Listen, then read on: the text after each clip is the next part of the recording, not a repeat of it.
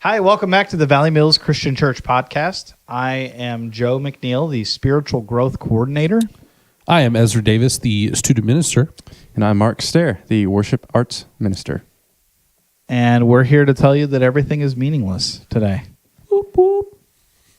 Ecclesiastes, which is one of my favorite books, because I like negativity. I'm just kidding. I don't. Ecclesiastes. The words of the teacher, son of David, king in Jerusalem. Meaningless, meaningless, says the teacher. Utterly meaningless. Everything is meaningless. What do people gain from all their labors at which they toil under the sun? Generations come and generations go, but the earth remains forever. The sun rises and the sun sets and hurries back to where it rises. The wind blows to the south and turns to the north. Round and round it goes, ever returning on its course. All streams flow into the sea, yet the sea is never full. It kind of sounds like me. I'm never full. To the place the streams come from, where they return again. All things are wearisome, more than one can say. The eye never has enough of seeing, nor the ear its fill of hearing. What has been will be again. What has been done will be done again. There is nothing new under the sun. Is there anything of which one can say, look, there is something new? It was here already long ago. It was here before our time. No one remembers the former generations, and even those yet to come will not be remembered by those who follow them. That's just the first 11 verses of Ecclesiastes. And you're like, oh, you guys are seriously talking about this. Oh, okay.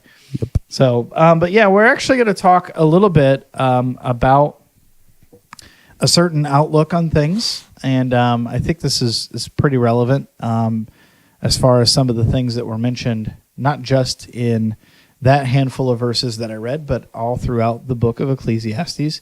And when you look at it, it's kind of a neat little trick. It's kind of like that dress. Do you guys remember on social media when that dress came out? And it's blue. There was a bunch of people who said it was blue, and there was a bunch of people who said it was gold. It's blue. So here's the deal. You read a passage like that, and you think one of two things, depending on the camp that you're in. You think, wow, that's horribly negative, and it sounds pretty awful, and I never want to read that again. Or you read it, and you say, he's got a lot of valid points, and that makes a lot of sense, and I can now appreciate the things I have. I can appreciate the things that have been done, and that it all isn't horrible, even though it is meaningless, that there is a place and a time and a value for all of that stuff. So there's a lot of good, deep stuff in that book of Ecclesiastes, but we're going to open up the conversation here, starting with kind of what I call a healthy apathy. So there is kind of an allusion to this in Ecclesiastes, where it's almost a warning. You know, you spend a lot of time on Facebook, and I think one of you guys was mentioning earlier today how you can look and see how much time you've spent on Instagram and on Facebook. And Mark, if you want to elaborate on that here in a second. But if you look at that stuff and you find yourself a lot of times scrolling through Facebook for minutes into tens of minutes into hours. 3 hours later. 3 hours later. That can be pretty crazy. And what you're staring at isn't anything new. And what you're staring at isn't anything full of meaning. It's just like little snippets of people's lives, stupid posts that they want to talk about, pictures of their cat, pictures of their dinner. Like you just see a bunch of, whatever. And it's like, there's no deep meaning there. You're it's what they call a time waster, right? Mm-hmm. So Mark, first elaborate, just for those who don't know, explain how some of that works, or how you can look up this information to see how much time you're spending, because maybe some of you guys should do that. Yeah, it's just something I recently discovered is on Instagram and Facebook. You kind of get there the same way. I think you just go to the settings part, and it'll say something like, activity or something like that.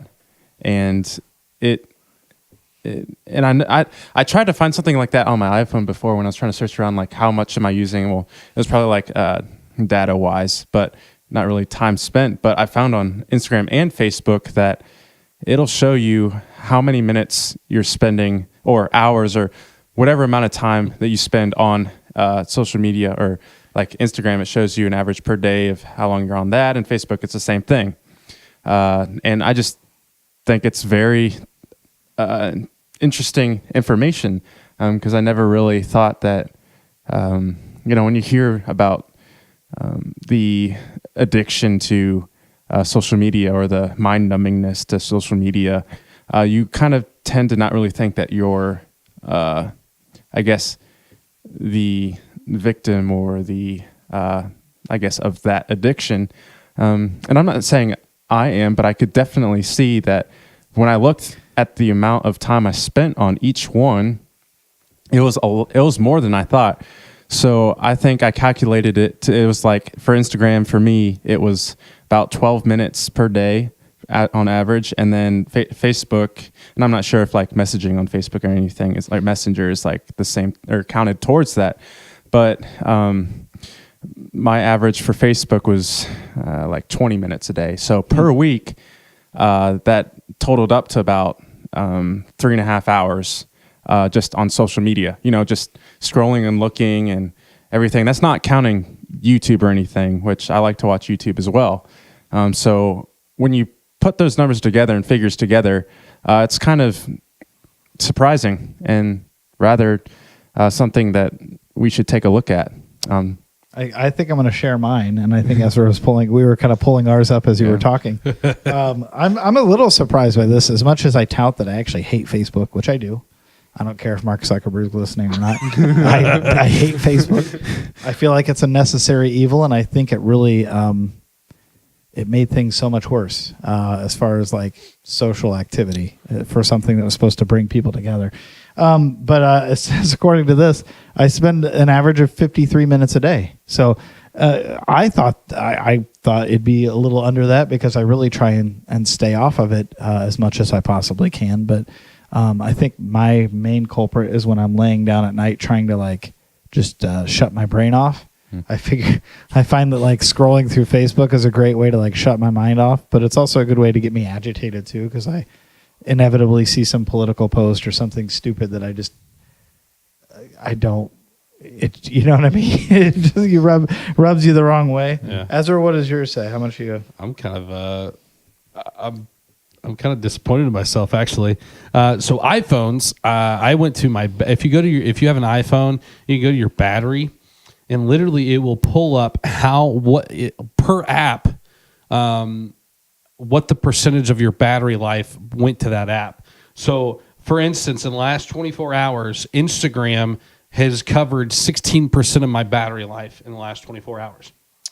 Here's where I'm really, really disappointed in myself. In the last 24 hours, my on screen time, so looking at my phone, has been 5 hours and 40 minutes. My screen off time, here's my disappointing time. That's a fourth of your day. Right. That is a fourth of one day. Right. Very disappointed in myself. My screen off time, here's more disappointing time. I have just a touch under 30 minutes of screen off time. So thank you, Mark, for allowing me to humble myself today and figure out that I need to stay off my phone. So, yeah. My goodness. Yeah. So let's take this back. Let's take this back to Scripture, because this is going to fit together, right? So we look at what this book talks about, and there's a certain perception where you either have this negative mindset of like, man, that sounds bleak and awful, and then from there's a split set of choices that you can make. Well, if everything is meaningless, then to heck with it, I'm just going to do whatever. Yeah. And then the second is maybe you feel convicted and you're like, oh, that, if this is all just kind of whatever, what can we do? What is there? But I'm going to posit this question, okay? What if you look at that scripture and you say, okay, there's nothing new under the sun. There's nothing out there that is a surprise to God. There's nothing out there that hasn't already been done before. What if you took this in such a way to where it brings a peace and a comfort to you? And I know that's like really kind of abstract and maybe hard to wrap your brain around, but follow with me for a second. If you look at it in such a way that everything that's happening right now, the craziness, you look at the political turmoil, you look at the gender stuff that's happening, you look at a lot of these issues with like foreign stuff, you wonder, wow, it's getting worse and worse, but it really isn't. There is nothing new. All of these things that you're seeing is all stuff that's been happening for as long as mankind has been around. There's one of my guiding principles, one of the rules I live by as far as like my faith and how I believe and how I live, is that there's 3 unchanging things that permeate through the history of everything. God is always the same. He's never going to change. He's made that promise time and again in his word, but also hopefully in your life. I know he has in my life. He's never changed. He's never deterred. He's never not there when I need him. So there's that. Satan is another one. Mm-hmm. Satan is always going to be Satan. The same demons that are running around now are the same demons that were running around 6,000 however many years ago. And I think people don't really acknowledge that. Like, oh, it's worse now because of technology, and there's such easy access to porn on your phone, or such easy access to getting alcohol, 50 million liquor stores, and there's easy access to drugs because of the opioid epidemic, and everybody seems to be a drug dealer kind of thing. Well, okay, that stuff is horrible and nasty, but you know what? Same thing. The demons are still preying on humans' fear. They're still preying on human weakness. Mm-hmm. They know what they're doing. Yeah, their insecurities. They know what they're doing. They've been doing this for a lot longer than we've been around. Yeah. And that brings us to the third thing, is that humans will always be humans. Okay, so you might look at the state of how things are. You may feel like it's meaningless. You may see stuff and you're like, wow, there really is no hope. It's all just kind of a chasing after the wind. But it brings me hope, knowing that as bleak as it looks, it's kind of always been that bleak. And again, I know that's such a weird abstract concept, but man is a sinful man. He's fallen short of the glory of God. He's always going to make mistakes. He's always going to be left to his own devices. His free will is going to get in the way. He's going to make dumb decisions. And that's the way it's always going to be. And that's the way it will be until kingdom come. That's the way it's going to happen. So there is a comfort in knowing that there is nothing new, that this is all the same. So that brings us to what do we do with that then? If we can wrap our minds around the concept of, okay, there's this meaningless, you have to kind of develop what I mentioned earlier, a healthy apathy where you don't care about that stuff. It's easy to scroll through your Facebook feed and get really desensitized, or you get really jaded, or you get really upset all the time because everybody's posting horrible things, everyone's negative, this country is divisive right now, et cetera, et cetera. Or you can develop a healthy apathy. And I think this book is a lot of a huge key part to that, because it just really kind of tells you, look, you shouldn't be shocked. Be prepared for the fact that humans are always going to be humans, devil's always going to be the devil, but God is always going to be God. Does that make sense? Mm-hmm. So just to kind of elaborate, if you guys want to chime in with this too. Well, I'd like to give a little bit of context on, I guess, the book of Ecclesiastes. Yeah. It's written by King Solomon, if I'm not mistaken. That's correct. Which these things aren't being said by a guy who is down and out. Mm. Like, this guy is on top of the world. Yeah, literally. Some shepherd somewhere, which some books are kind of written by people that are on the fringe. But here's a guy who had seen it all. I mean, he's wealthy. I mean, he's a king. He's a ruler. He's, I think it was said that he was. Did it give? Can't remember if it gave like physical attributes, but I think he was like. What people saw as being the ideal like leader, and like I said again, he was wealthy. I mean, apparently he was a ladies' man. And I'm not saying that that's right, but I mean, he had it right when he asked God for wisdom instead of asking for a ton of other things, and God granted him the wisdom. And a bunch of other things that, because he asked for wisdom, God granted him, all the other great benefits of, asking for that. And so Solomon literally was on top of the world. And because was a very wise king. And if you read the book if you read about Solomon, he demonstrated in a few instances that where his wisdom was demonstrated, and that was a key proponent to the kind of person he was. His name is synonymous with wisdom. Yeah, yeah, that God wanted him to be.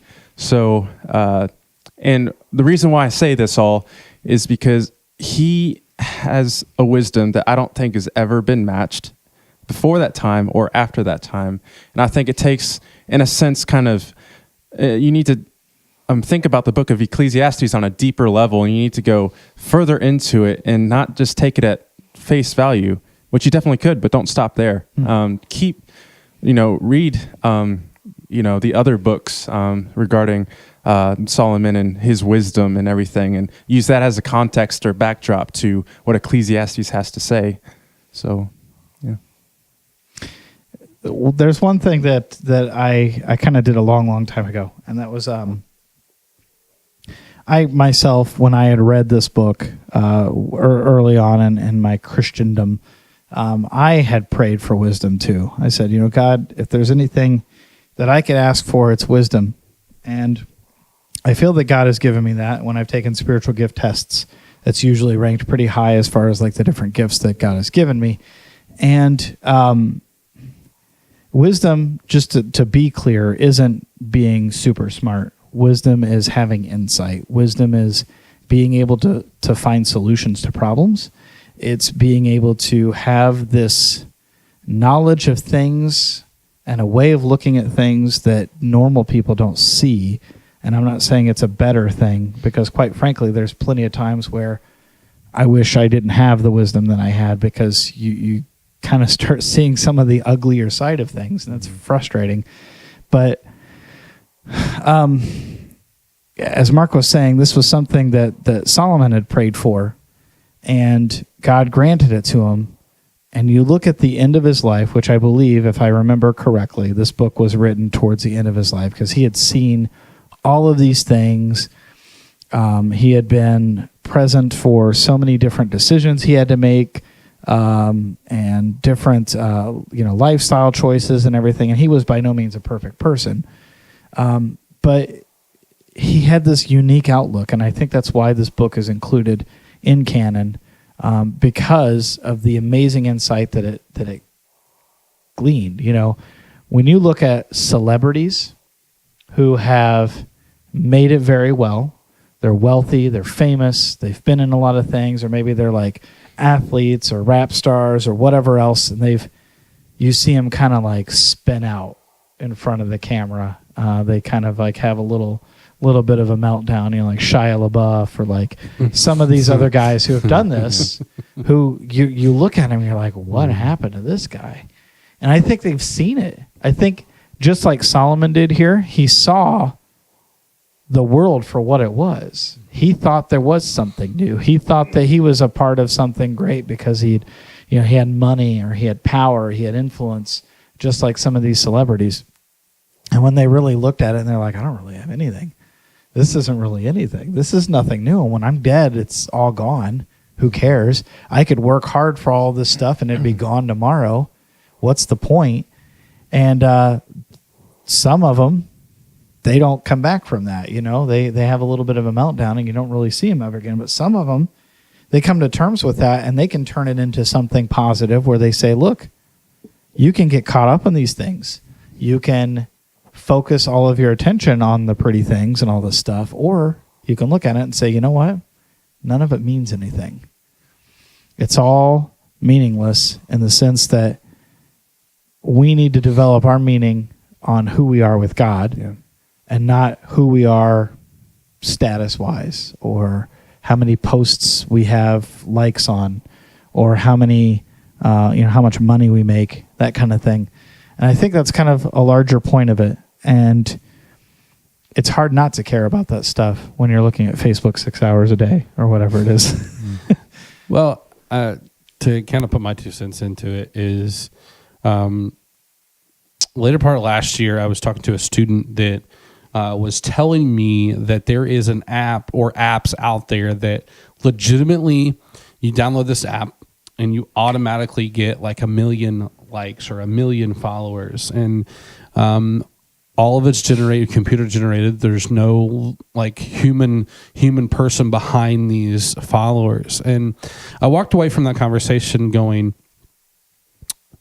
where's the legitimacy there? Like where, when I follow somebody or I'm followed on social media, I'm like, okay, that's cool. Like I got a following.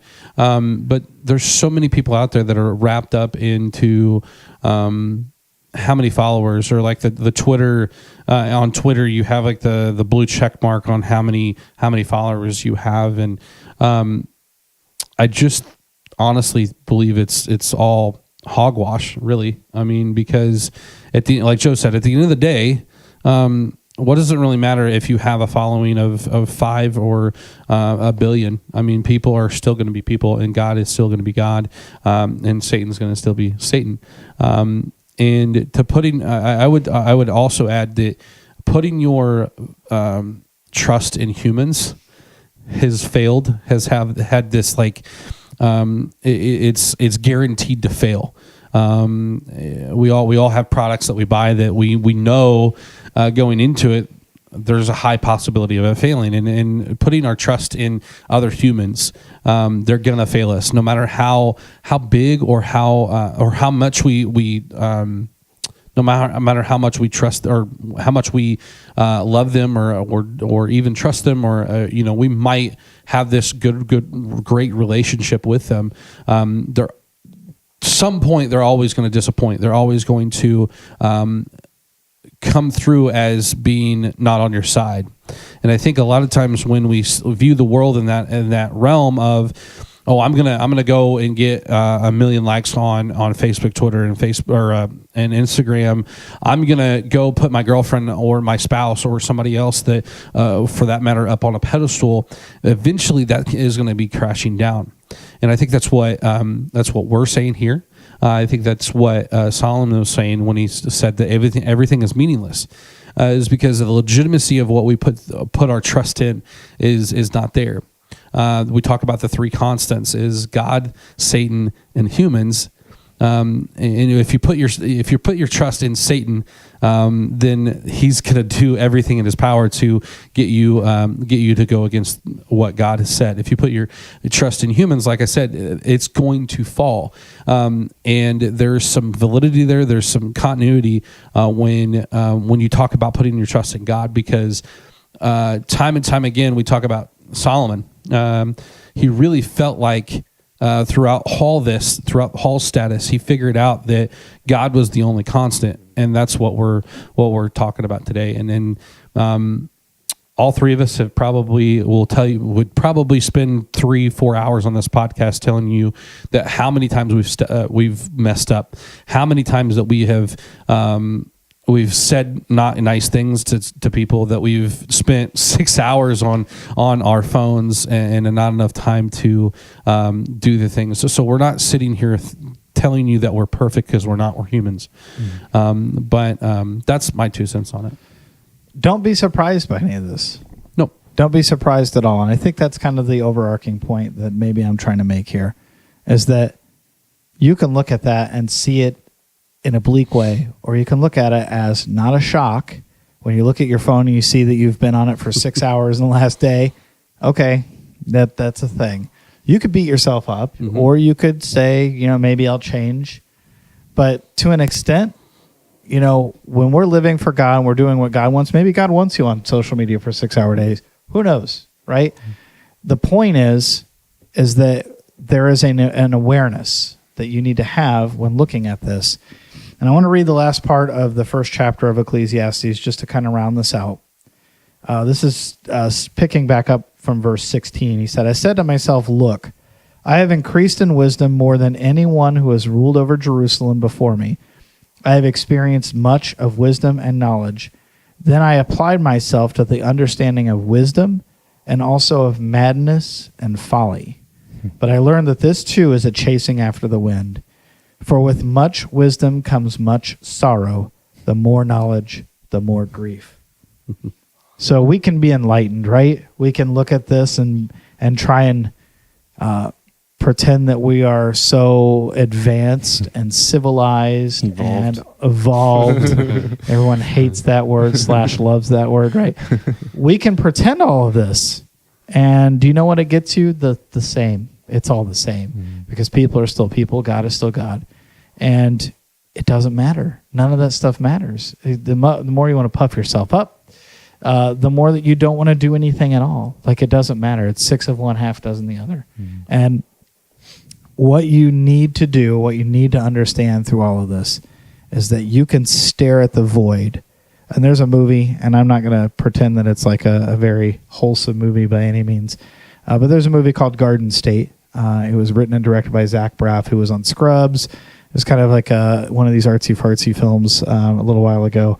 And, there's some language and some stuff in it. But the point is, there's this scene where he's kind of running through a lot of this himself, where he's trying to like discover who he is, why he's doing what he's doing, that kind of thing.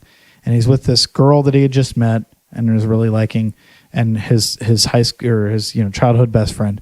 And they go and chase down this rare card for a friend or whatever, and they're standing on the crater, on the precipice. Is that right? Is that the right word?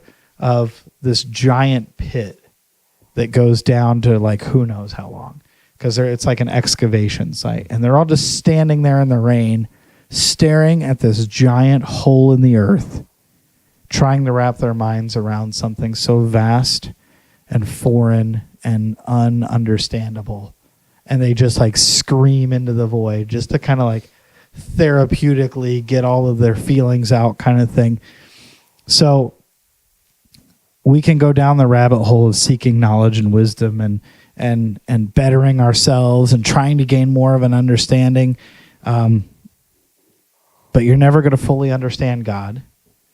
I'm going to venture to say you're never going to fully understand the devil and how he works, although there's lots of really good scriptures on how to avoid him and combat him. But you're also not going to fully understand the human condition and how that works. So I'm not saying don't try. I'm saying have that healthy apathy where you don't get sucked into the madness of looking into all that. And everything is meaningless, as it says in the book, but it's like, it doesn't, I don't know if I'm like being super clear or not. Like, I feel like just be, like be still. God is God. We are who we are. Like, don't get worked up. It's easy to do that. It's easy to, in this day and age, to worry and to be negative and to all this other stuff. But don't be that way. Like, it doesn't matter. None of that stuff matters. So maybe instead of meaningless, it should say, look, it doesn't matter. None of that stuff matters. It doesn't matter. About 3 years ago, there was every year that we take junior hires to Camp Allendale. This particular year, we took a couple of high schoolers and we did a week of camp at Camp Allendale. And the speaker for that week was on fire. Like, he was really cool. The theme was being one in Christ, and he really, one night he really talked on your legitimacy in Christ, like what honestly what we're talking about right now. And he said to the students, he said, listen, there is, let's see if I get this right. There's nothing that you can do that will make God love you more. And there's nothing that you can do or say that will make God love you less. And basically going on the concept of, okay, no matter how many things, how many Bible verses I tweet out, no matter how many Facebook friends that I have, and no matter how many times that I do the great works of the kingdom, it's not going to go. God's not going to pull out his list and go, well, Joe McNeil said this about me this time. Now that we're going to pull him out here and we're going to put him up at the top of the list. That's what society says. That's what society says, that we, that status reigns supreme. And the other side of that, the flip side of that saying is, we're gonna mess up. We're gonna say some nasty things. We're gonna have some nasty things said about us. We're gonna mess up. There's going to be times that we say the wrong things, do the wrong things, and we seem like it is all over. But the thing about it is, God still loves us. He didn't say my grace is only conditioned on if you do the right things. No, he says my grace is continual. My words, not his, what it says in scripture, but my grace is continual no matter what happens. Prime example, just the other day, actually yesterday, one of the reasons why I spent 6 hours on And my now we phone. get to the excuse part of it. I know, right? Excuses are like buttholes, right? But I spent literally an hour. I wouldn't say an hour. Let's be factual. About a half hour. One of my former students that went here to Valley Mills posted something that was very, very, very just dark. And he basically said, this world, have you ever had a moment in life that this world would be better without you? And a bunch of people, it's huge. Like, if you're listening to this and you were one of those people that reached out to this person and you know exactly what I'm talking about, don't say his name. I'm not going to say his name, but thank you, first and foremost. And second of all, it goes to show you that no matter if you put your thoughts and your minds to it, God's going to love you no matter what. And basically, what I did, and what other people from this church and other people that this guy knew, surrounded this person in love. And we're not saying that social media is awful, but it's where you put your worth into.